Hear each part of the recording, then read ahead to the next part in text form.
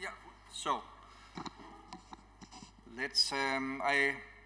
We come to the end of the conference, and I hope you had some enjoyable and inspiration from the speakers. Just a small one. I did not get every key things down, but I try to recap a few things here. So we had one thing, I think, from the first morning. Anna was telling us diversity without inclusion is nothing. And that's really, I think, you can have all the diversity, but if you don't get it together, what is it worse then? And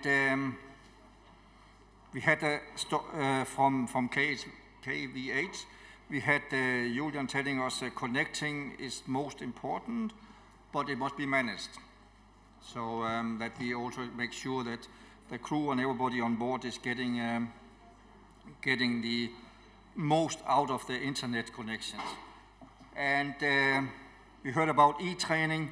We heard about training and how, and that's really a point I think also came up in the panel here last here about different nationality, that the training worldwide is not standardized. It's a problem we have. And from not only the basic training, but also the different training center, the quality, what they are doing it, and digitalization is not going to make, at the moment actually digitalization is making it more complicated because we have all these kind of different apps on board, and now hopefully there will also be some standardization on this. And then the next one was about how personalization of training and how we get motivated. And I think this gamification of training, that has to be more down to the personal needs.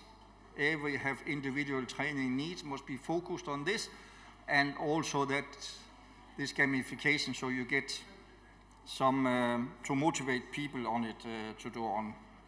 And one thing here was mentioned also from Captain Wessler, that the mentoring.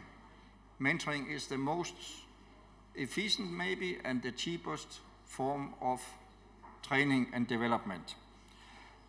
We heard an interview from Colombia, and was also confirmed by the other big ship managers we have at BSM, that again, training is something, and development and the steps of this. I think it was interesting that Colombia tries to do the crew planning based on what problems there are on the ships and what the others are on board. I think it is good if we can do this. I think it's really difficult to do, but it's good somebody trying to develop this.